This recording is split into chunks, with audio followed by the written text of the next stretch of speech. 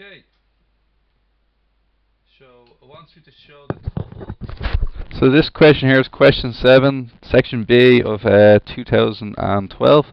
So we had to answer both these questions. Show the annual total sales of cars over 6 years using suitable chart. Now we can see that like there's just each year, January to March, April to June, July to September, October to December, annual total. The engine type of car sold, petrol, diesel. Okay, so it wants us to go to the annual total sales. So that's just the grand total here. So what I reckon we might do here is it wants the annual total. So the annual total is basically this line here. It wants us to compare 2006 all the way up to 2011. So this is the annual totals. Annual total keyword. Okay, suitable chart. Just use a bar chart. Bar chart is going to be very easy to use. Okay, so we might go from a scale of 1 to 18 maybe. Might be a good choice here. So might just go about making this picture a bit smaller.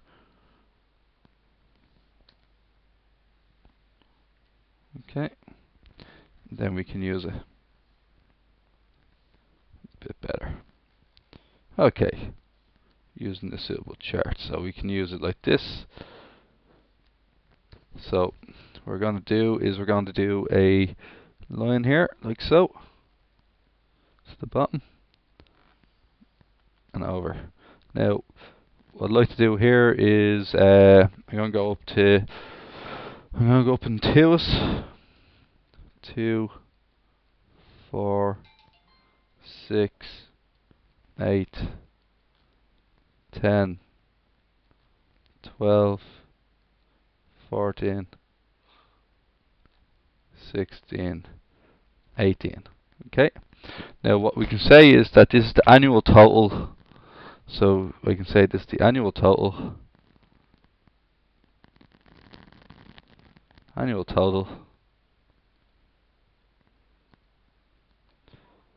Annual total sales, okay? And each one is worth 10,000 sales. One is worth 10,000 sales.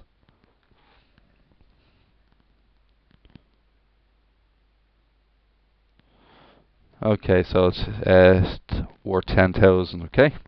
So what we can get next is 2006. So let each one just give it a gap of about 3 bars. So that's 2006 total. Then this one here we can put in a gap here. This one can be the 2007 total, worth another 3 bars. Give it another gap. 2008 total. 2009 total can go here. Give it another gap. 2010 total can go here. And then finally the 2011 total can go here. Now you're just looking to do a rough estimate, okay? So look, 173,273. So it's going to be up around the 17 somewhere, okay? So we'll just try this out here. So 2006 is around 17,000, somewhere in the 17,000 bracket. There's your first one done there. The next one, the 2007, is 180,000. So that's going to be over 118 mark, somewhere around there, on the 18 mark. Okay, the 2008 total was 146,000. So it's going to be around 14 and a half. So in between 14 and 15, 14,500. Okay, the 2009 total was 54,000. So you can see that it's really dropped drastically in that one. So it's about 50,000. Go to the 5 and about up another half, 54,000. And then the 2010 total would be 84,900. So about 85,000, 8.5 in between 8 and 9. Bill here, and then 2011 total would be 2011 total about 86, so just slightly taller than the one I just did. Okay, so here's your bar chart. Okay, and find the mean number of cars sold over the 6 years. So to find the mean, I need to find the average of all the cars sold. Okay, so need to add them all up together and divide by 6. So what I'm going to get is 173 273 plus 180,754 plus 146,470 plus 54,432 plus 84,907 plus 86,932. And what I gotta do is I gotta divide all of that by how many years there is. So there's basically 6 years worth here. So divide all that by 6. Just put it into the calculator, and I'm going to get 720. I'm going to get 726,768. Gonna have to divide all that by 6. So the mean, or average sales, is going to be, the mean will be 121,128. Okay, next part of this question. Calculate the percentage increase in annual car sales between 2009 and 2011. So between 2009 and 2011. So the increase, if we go back here, is we need to find 2009 to 2011. So 2009 being 54,432, 2011 being 86,932. So to get the increase, we just say 86,392 minus 54,432, and that will get me 32,500. Now, the increase is measured on what it was in 2009. So the percentage increase equals the increase, which is 32,500, divided by what it was in 2009. It was 54,432. Got to multiply this by 100 over 1 to change it into percentage. Now what we get is 59.71%. Put it in the calculator. Eva says that this increase shows car sales are currently going well. Paul says that car sales are currently going badly. He says that the sales have fallen 52% since 2007, and they are well below average. Complete the sentences below to give a criticism of each argument. Okay, Eva's argument does not recognize that this increase, now the increase Eva is talking about, this increase comes from a, like if you look at 2009, it comes from a very low base. 2009 was the record low year, so it comes from the year with the lowest sales.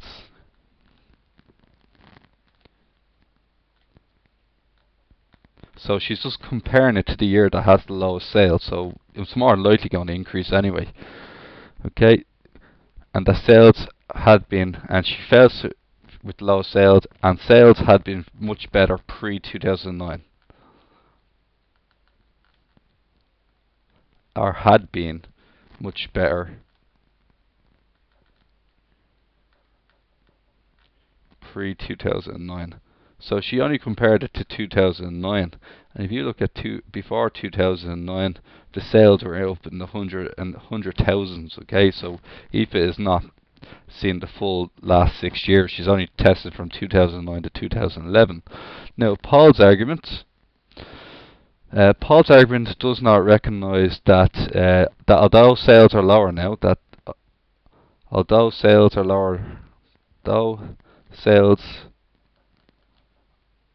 lower. And what was Paul telling me? He was talking about 2007 than 2007. They have risen.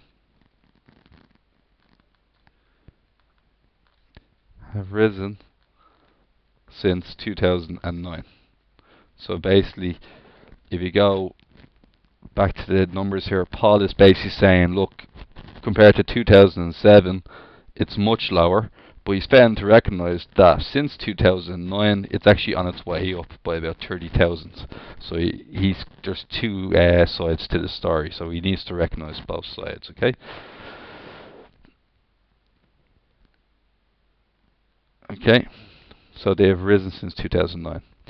Give a more balanced description of the pattern of car sales over the last 6 years. So over the last 6 years, we need to count the full story in, okay? So they've dropped since 2009. 2006 to 2009 has dropped drastically. But since 2009, sales have risen gradually, okay? So we'll see what we can write this in language. Sales fell dramatically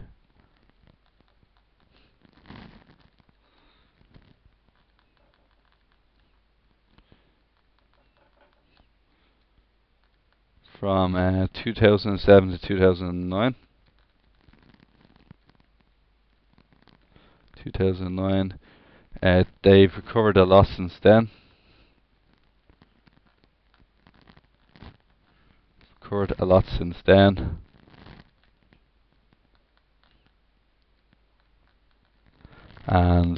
But are still much lower than they were. Are still much lower than when they were. Still much lower than they were at the start.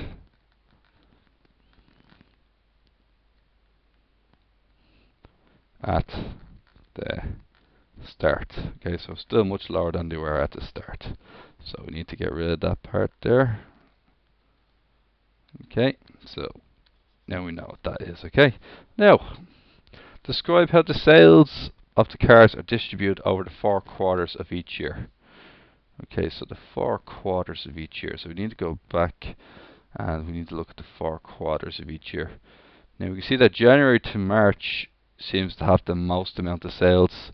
April to June, not as much as January to March. Then it sort of falls off. July to September, not as many people buying goods. Then October to December, like sales have dropped. So here's the 4 quarters: 1, 2, 3, and 4. Okay, so we got to describe what's happening there, basically, more or less. Okay, so describe how car sales are distributed over 4 quarters each year. Highest quarterly sales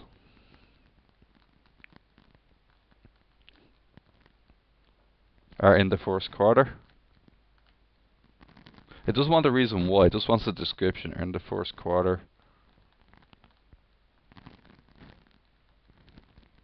In the first quarter, and decrease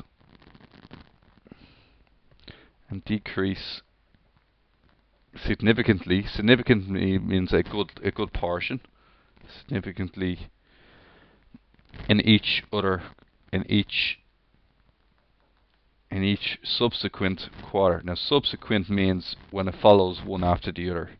So basically each subsequent quarter, so the quarters that follow it, it decreases. So we can see 75 to 54, 54 to 32, 32 to 10. You can see that it just keeps dropping from quarter to quarter. Okay. Now, suggest a reason for this pattern of sales. People like to buy cars early in the year.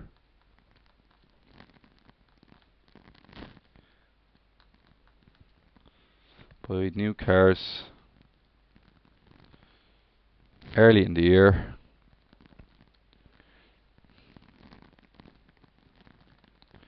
Early in the year.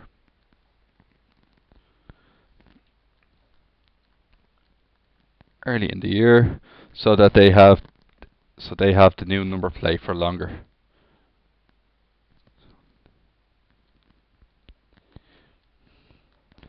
Have a new year number plate.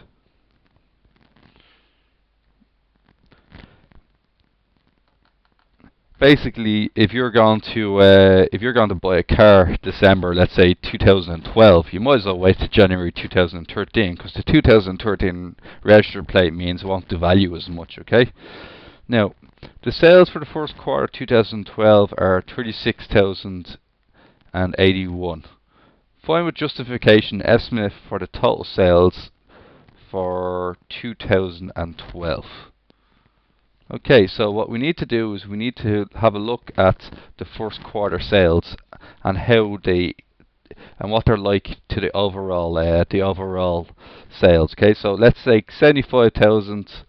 So 75 769 divided by 173, 273. Let's see what sort of fraction that comes out as.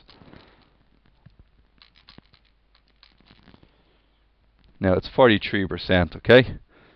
Now that was back in 2006.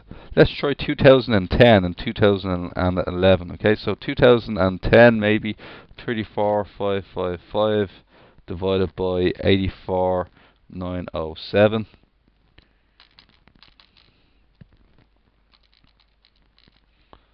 Okay, it's 40.6%. And then finally we can say 39, the most recent year. We can only assume that it'll go on the most recent year. So 2011, 932. Let's have another look at this. 39, 484 divided by 86, 932.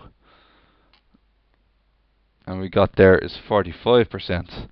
So we can roughly say it's going to be 40 to 45% of the entire sales, okay? So we can just justify this back here. So sales first quarter sales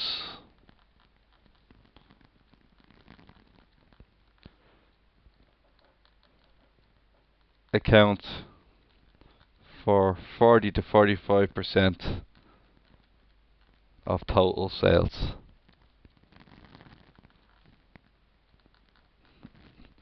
So this means that this number here, we can pick the middle.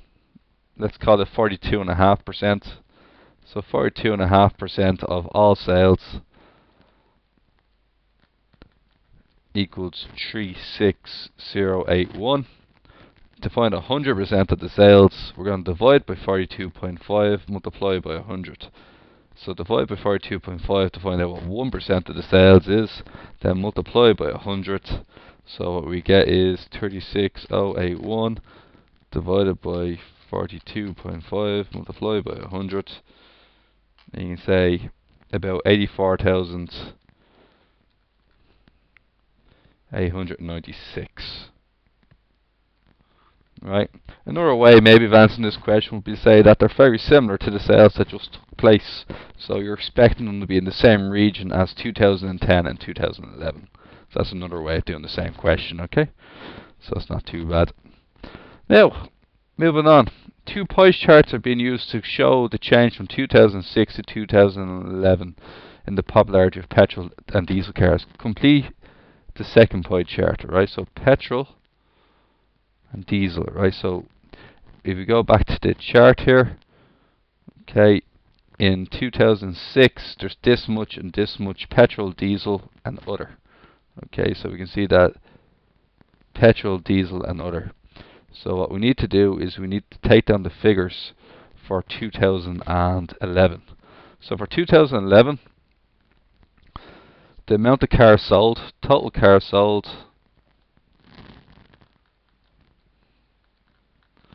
equals total cars sold equals 86,932. Okay, so petrol, we need to figure out what fraction was petrol, okay? So petrol was 23,000, so just keep going back and referring to the petrol was 23,000, diesel and other. Okay, so we need to find out what portion of the chart these should take up. Okay, so petrol was 23,246 divided by 86,932. Diesel, if I can spell diesel correctly, that is, diesel is 61,730 divided by 86,932. Okay, and other ends up to be 1956 divided by 86,932. Now what you got to remember about circles is that this is the fraction. To get the angle we need to multiply by 360 degrees.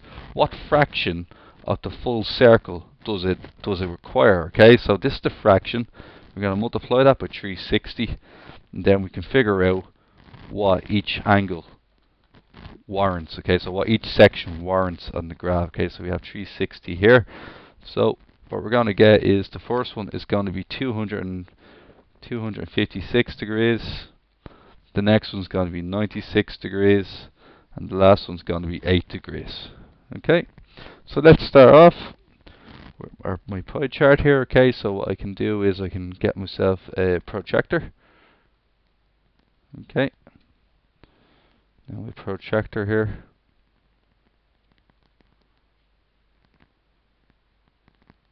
Just going to make it a bit smaller.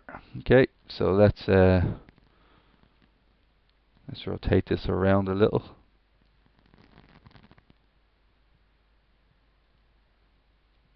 Okay, so the first thing we need to do is we need to find about 90 degrees. Okay, so what can I do here?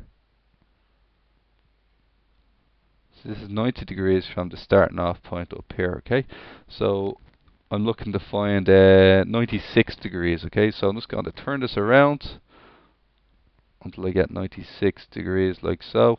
Well, actually, I'm going to measure it just using the old-fashioned way. Here's 91, 92, 93, 94, 95, 96 is around here. So if I was to draw a line going from here to here,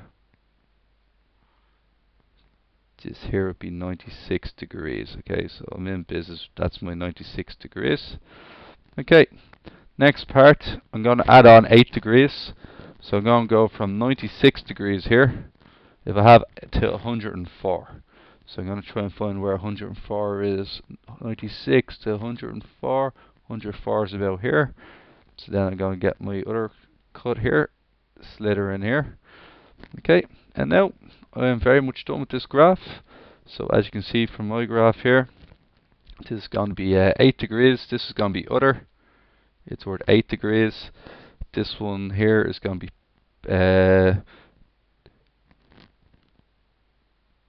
now petrol. Sorry, I got my two angles mixed up there. Diesel is the big one. So diesel was 256 and petrol was 96. Excuse me, you can see that petrol is much smaller than diesel. So this one here is going to be petrol. And this part here is going to be diesel. Okay, now what also wants is percentages. Okay, so I have to put in percentages of what's going on. So to get percentages, instead of multiplying by 300, what I can do is I can multiply by 100 over 1.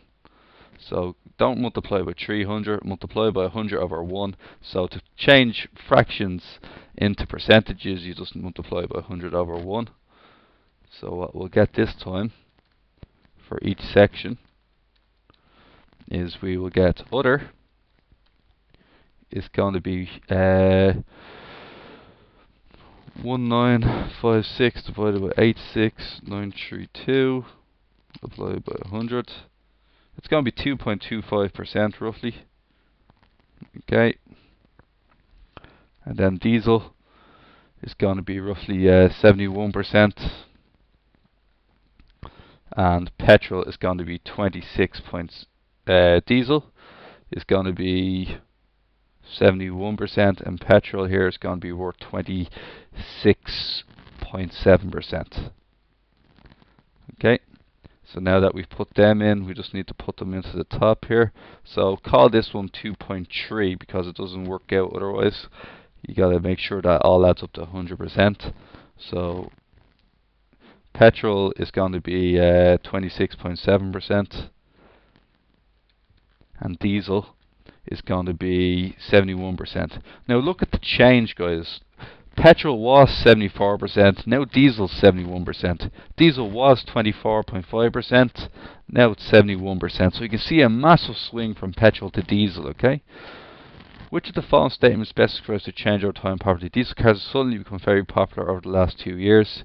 Diesel cars have increased very steadily property over the last 6 years. Diesel cars have become very popular since this car sales started to improve. D. Diesel cars got more popular each year, especially with a big increase in 2009. So let's have a look here. 2009, the recession. So we can see petrol was very dominant. petrol is very dominant all the way until 2009.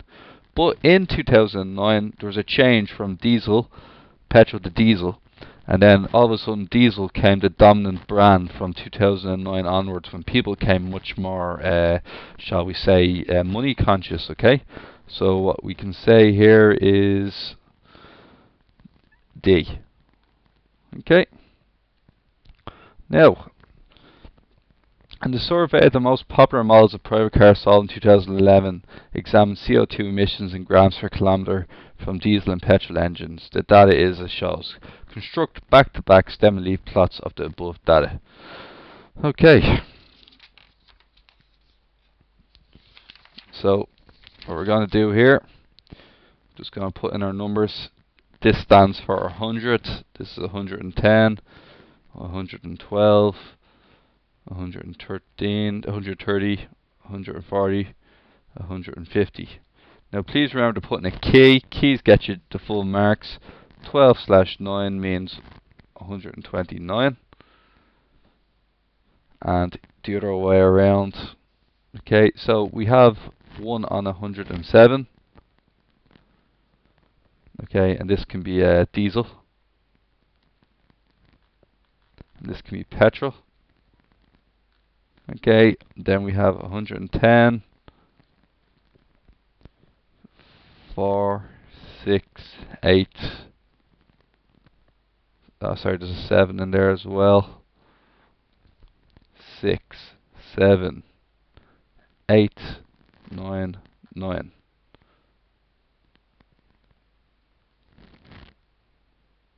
Okay, so these are all the 1100s. And then we can have 0, 5, 5, and then 4. And then we have 129, 129, 129, 9, 9, 9. 3, 4, 6, 8, 8, 9.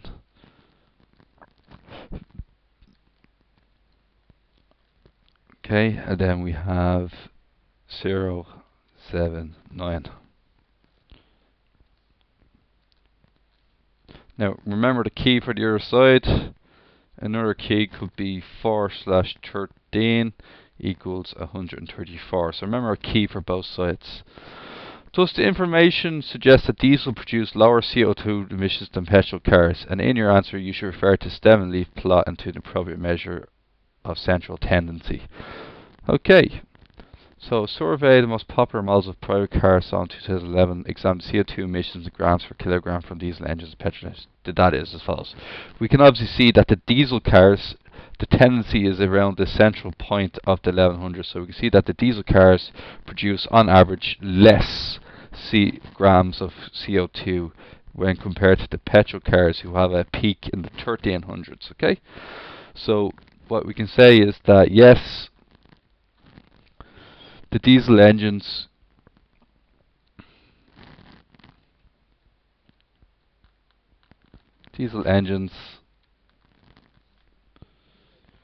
grouped at the top of the plot. So they grouped at the top of the plot.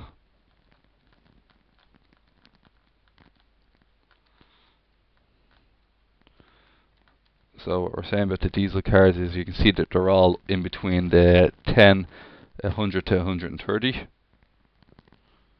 From 100 to 130, while petrol cars grouped at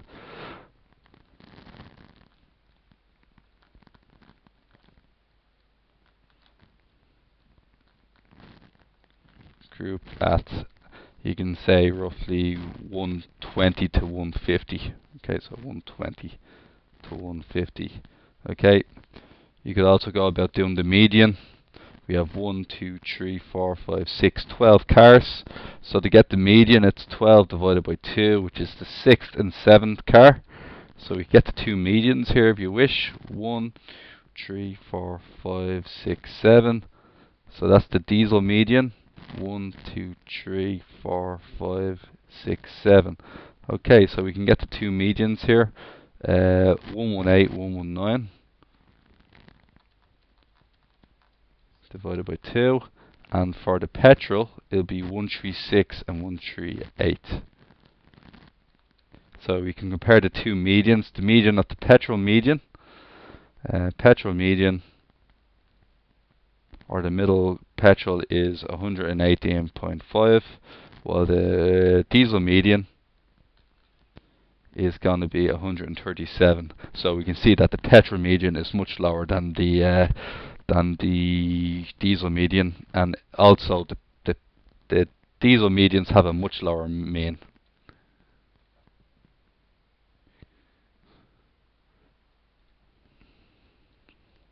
So they have a much lower median and mean.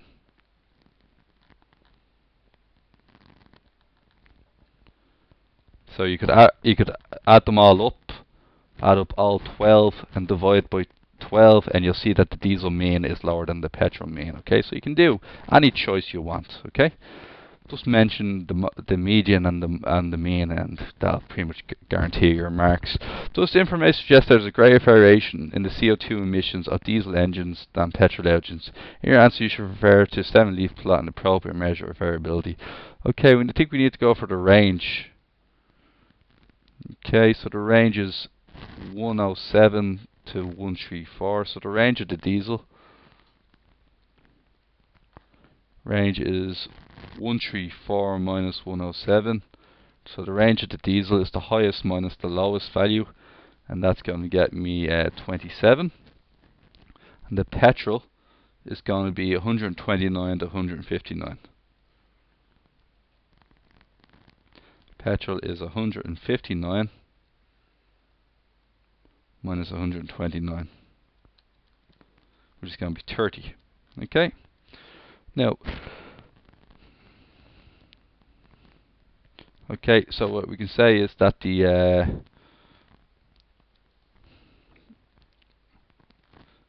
range of the diesels is smaller than the petrol.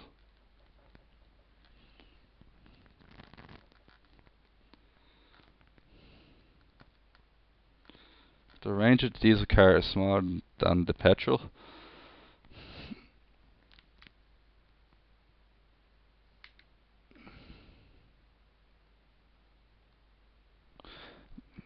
Okay, so does the information suggest the greater variation of CO2? No, it doesn't. So the answer is no, because the range of the diesel car is smaller than that of the petrol. Okay. Now, what you could also do is you could also get the interquartile range. Okay. So we could argue that point first, and if you wanted to, instead of using range, you could use the interquartile range. So the interquartile range would be 12 divided by 4, and 12 divided by 4 is the third and fourth car. Okay, that's for Q1, and for Q3, which is the upper quartile, it's 12 divided by 4 multiplied by 3, and it's the average of the 9th and 10th car. So that'd be 9th, and that'd be equal 9, but because it's an even number, it's the 9th and 10th car. So what we could do here is we could say the third and fourth car, 1, 2, 3, and 1, 2, 3 and 4 would be 114, 116 for Q1 for the petrol. 114 plus 116 divided by 2. Okay, so we can just rub this out for a minute and do the interquartile range of diesel and petrol, because that's diesel. Okay, Q3 is the 9th and 10th car for the diesel. So 1, 2, 3, 4, 5, 6, 7, 8, 9, 10. So 120 and 125. For the diesel again, 120 plus 125 divided by 2. Now, in general, the interquartile range is more reliable than that of the normal range, because it takes out the extreme values. Okay, so let's go for the petrol car. So the third and fourth value of the petrol car, 1, 2, 3, 129 and 133. So 129 plus 133 divided by 2. That's for the petrol car. And then the third quartile for the petrol car is the 9th and 10th value on the list. So 1, 2, 3, 4, 5, 6, 7, 8, 9 and 10. 139 and 150. And you can divide them by 2 as well. So what we're going to get here is we just need to put these in. So that's going to be 115. This one's going to be 122.5. This one here should be 131. And this one here should be 150 plus 139. 144.5.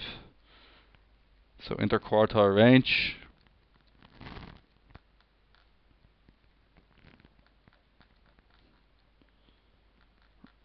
Okay, so it's going to be Q3 minus Q1. And for the diesel, it's going to be 122.5 minus 115, which is going to be 7.5. And for the petrol, we can see that it's 144.5 minus 131, and what we're going to get is 13.5. So once again, you can see that the diesel has a lower interquartile range, so therefore it shows you that it's less spread out.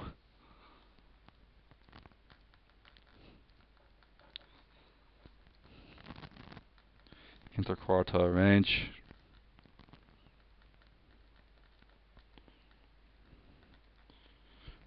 So shows that it's less spread out than the petrol. Shows less variation in results. Now always refer back to the question.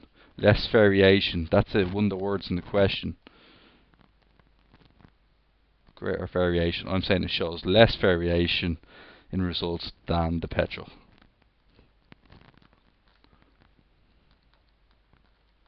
Okay.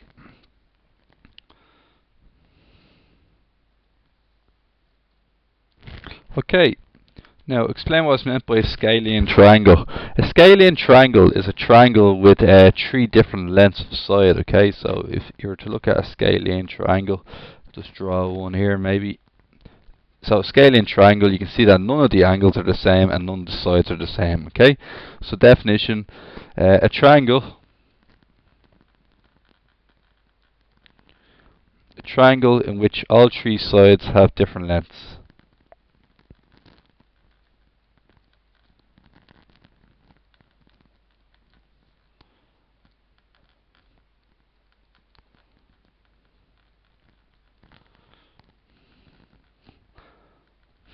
Okay, next one. Triangle EFG is the image. Now image means it's an enlargement of CDE under enlargement, and the triangle CDE is the image of the triangle ABC under the same enlargement. So EFG, if we can locate my target, EFG is the big one here, is the image of CDE. So you can see that they're the same shape, basically like so. These ones here, okay. And CDE is larger ABC. So we can see that, look, these triangles here, they're just getting bigger and bigger and bigger. So you can see ABC here. That's the first one. The second one is a larger version of that again. And then the third one is a larger version again. Now it says under the same enlargement. So it's getting bigger by the same amount each time. So there's a scale factor involved here, okay? So you can see 7.2 turns into 9, and then 9 is going to turn into whatever we call this x, okay? So we need to compare the same side. So this side corresponds to this side, and this side corresponds to this side, okay? So AB corresponds to CD, CD corresponds to EF, regards to the size of the triangle. The proposed dimension of the structure AB is 7.2 meters, BC is 8 meters, CD is 9 meters, and DCB, let's see where DCB is 60 degrees. Now what this 60 degrees means is that basically it's maintained. The 60 degrees is maintained because they're enlargements of each other, okay? So that's okay. Now, find the length of FG. So F to G. So we have to find out here, this one to this one, okay? F to G. Now, suppose what we can find out first of all is the scale factor, okay? How much bigger does each triangle get, okay? So scale factor. And as discussed already, 9 divided by 7.2. Okay, so 9 divided by 7.2. This part here, this 9 was a length of 7.2. It's now getting bigger. So the green triangles are getting bigger each time. So the scale factor is 9 divided by 7.2, which is basically 1.25. Okay, now we know what 1.25 is. We can now have to figure out what FG corresponds to, right? So FG corresponds to the 8. So what we can say is that the 8 gets 1.25 times bigger. Okay, so the 8 is the one that goes upwards. So 8 gets 1.25 times bigger. And that's going to get me 10 this time around. The 10 is also going to get 1.25 times bigger. And this is going to turn into 12.5. So e.g. FG is going to be 12.5 meters.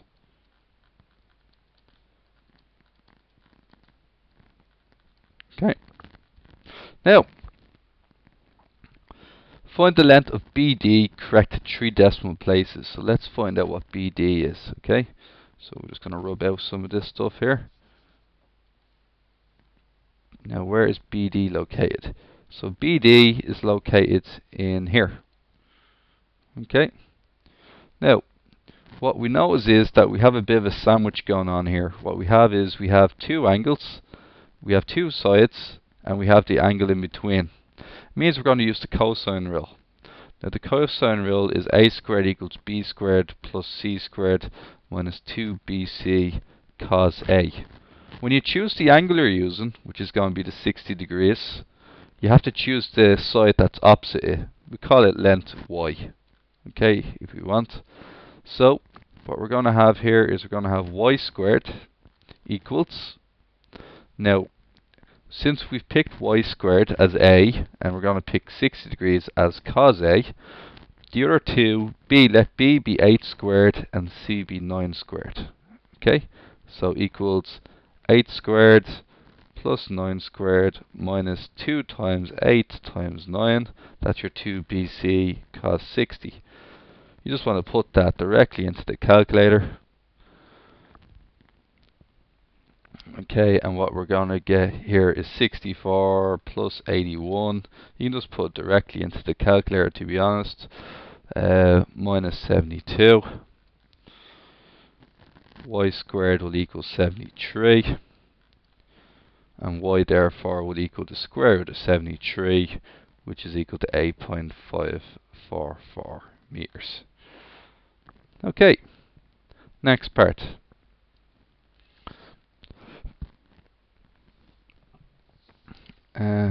Part 3, find the length BD, we just did that.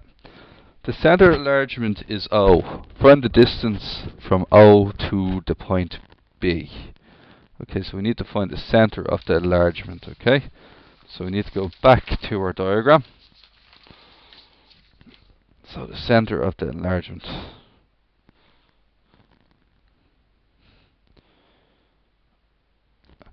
Now, and wants me to find the O to the point B. Okay, so what we're going to do here, just pause it for a minute. Now what I'm saying is the center enlargement is O. Now what enlargement is basically, if you were to continue this line all the way across, I'll just do it in the form of rays here. Okay, so if you were to continue this line all the way across, what you do is your line would continue. Okay, and I think we need to just make this this part here just slightly smaller again.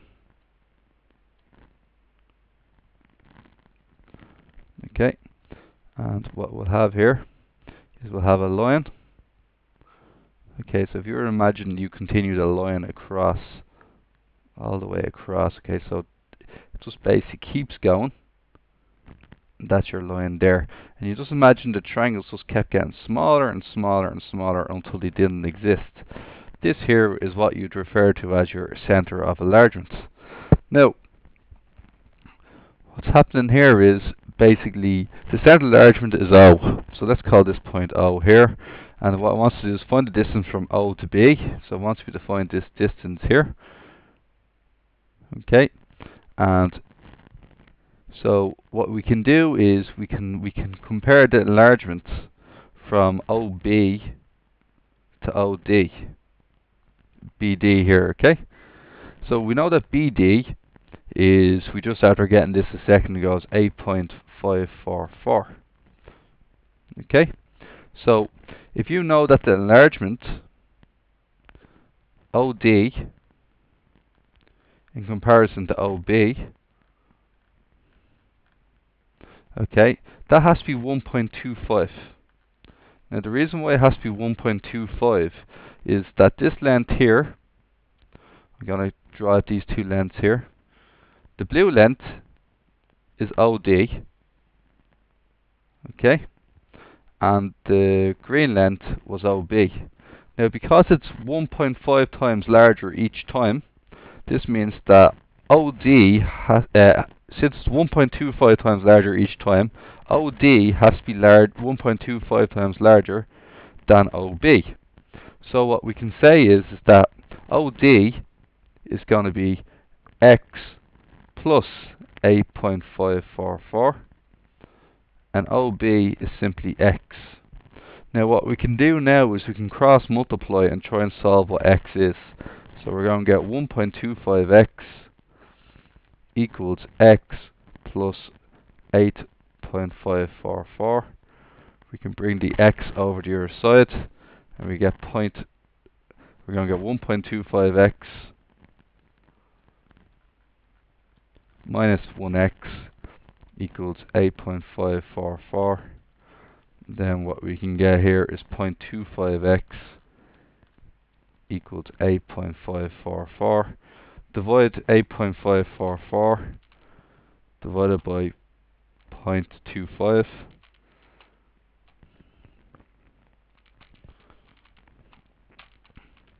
And what we can realize then is X is 34.176 meters, okay? So now we know that the distance from the point B to the center of the enlargement was X, and we know that X is 34.176 meters. Extremely difficult question, and not many likely to get it. Okay. A condition for the planning is that the height of the point G above the horizontal line BF cannot exceed 11.6. Does the planning meet this condition justify your calculation? Okay, so what we need to do is go back to the original diagram and we can just rub out our constructions from earlier. Okay, and we'll zone in on what we're looking to do here this time around. Okay.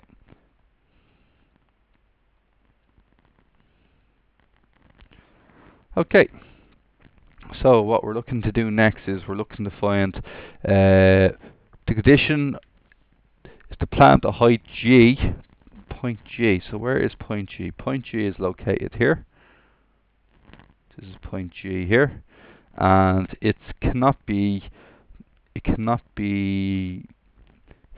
exceed 11.6 above the horizontal line. Okay, so if we were to drop the line down here,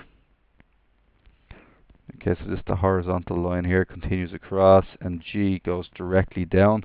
That cannot be above 11.6 is basically what I've been told here. So this cannot be bigger than 11.6. So I had to figure out what is this height of this diagram. Okay. Now, what we know is that this, let's call this angle alpha. Okay, this is angle alpha. So the angle GFH, and we'll call this point H here. Okay, so call this angle alpha. Okay, and alpha equals CBD. CBD. Okay, so angle alpha is the same as CBD, because look, they're the same angle, so this is angle alpha here.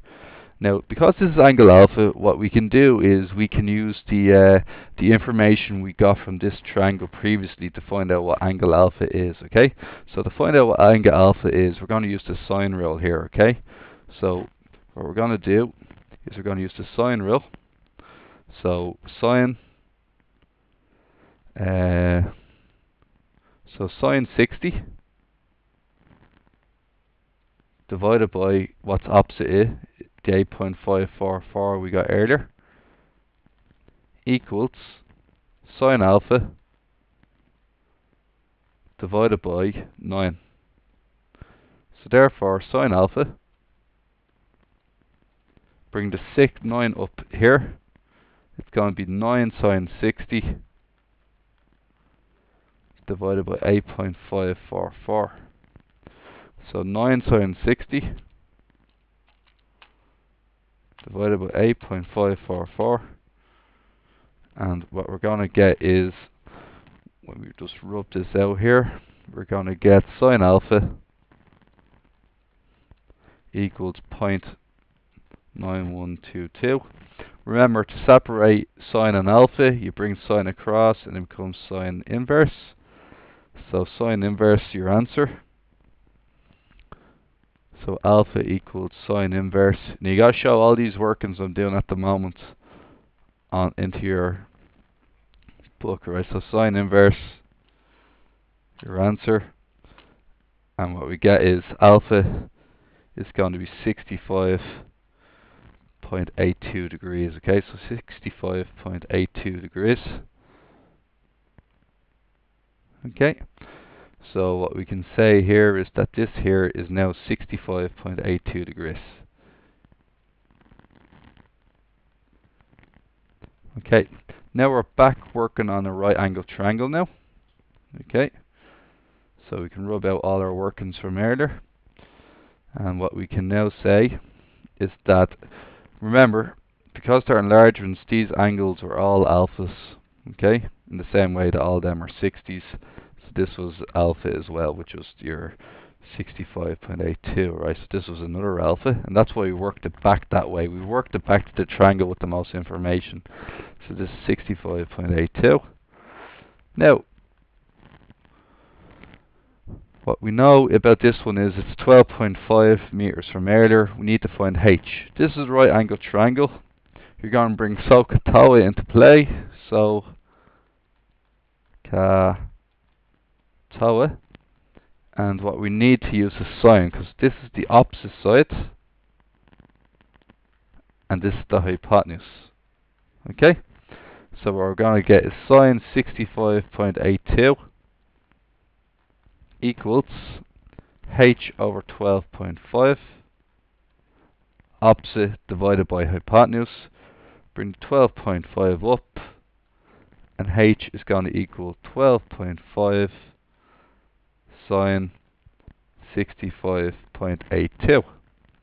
Put that into your calculator, and that is the end of the question, and we should hopefully see whether the height goes above 11.6. So see now, 12.5 multiplied by sine 65.82, and height is 11.4 meters. Okay, so it's just above, it meets the condition. It's 11.4 meters, which is below what they were looking for. Does it? Yes, it's 11.4 meters. Now remember to all your workings in here, the workings I did on the other page. Okay, so this is where your workings are going. Alright guys, now we have one little part left, which is the trapezoidal rule. Okay, so in order to estimate the area of this irregular shape, horizontal is drawn across the widest part of the shape, and 5 offset perpendicular lines were drawn at equal intervals along this line, as shown. Find the length of the horizontal lines and the offsets taken each grid unit as 5 millimeters. Okay, so here to here and all the way down. This is seven blocks. 7 multiplied by 5 millimeters, 35 millimeters. Okay, the next one is 1, 2, 3, 4. It's 9 by 5 millimeters. It's going to get you 45 millimeters. This from top to bottom. The next one after that is going to be 1, 2, 3, 4, 5, 6, 7, 8, 9, 10, 11, 12. So 12 by 5 millimeters is going to get you 60 millimeters. Okay. After that, we're going to be getting another 40. 1, 2, 3. It's 8 by 5. 8 blocks by 5 is going to get us 40 millimeters. And then finally 1, 2, 3, 4, 5, 6, 7, 8. It's going to be another 40 millimeters here. Okay. The next thing we can say is that we need to find out what the common gap is. The common gap is a good 4. It's each one's worth 4. So what we can say is that this here is 20 millimeters per gap.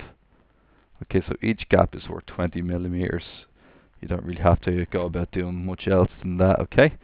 And the entire length of the full thing, because it's 1, 2, 3, 6 of them. Okay, so if you were to go from here all the way to here, that'll be 120. Okay, so that'll be 120 millimeters in total length. Okay, now that you've done that, what we need to do is we need to find the trapezoidal rule in your notes. And what the trapezoidal rule is, it's on page 12 of your papers. And the trapezoidal looks something like this. Area. Now see these squiggly lines? It means it's roughly, it's an approximation, it's an estimate. Okay, h over 2, y1 plus yn plus 2 times y2 plus y3 plus y4 plus dot dot dot dot.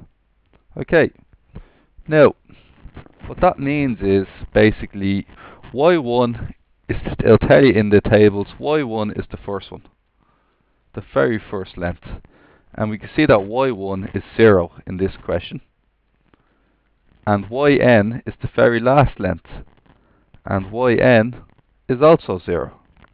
Okay, this one here is y2, y3, y4, y5, y6.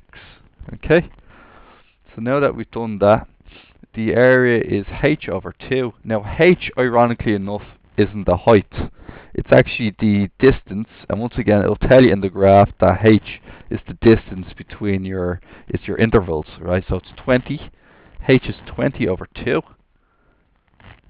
y1 is non-existent, so it's going to be 0. yn is going to be 0, and then it's 2 times the remaining y's all added together, so 2 times everything else added together.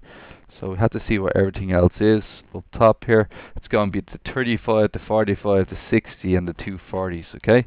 So it's going to be 35 plus 45 plus 60 plus 40 plus 40. Okay, so it's all going to go in here, and that's going to be 10 into 0 plus, and this is going to all turn into this here when you just put it in all into the calculator. Okay, so, and don't forget your other closed bracket here, it's going to get you 440. Okay, that's going to be 10 times 440, which is going to be 4,400. Now what are we talking about when we talk about 4,400? We're talking about millimeters squared. Okay, and this is an estimate of the entire thing. Okay, alright guys, that's the end of this paper. Last question was easy enough. Question before was quite difficult. Okay.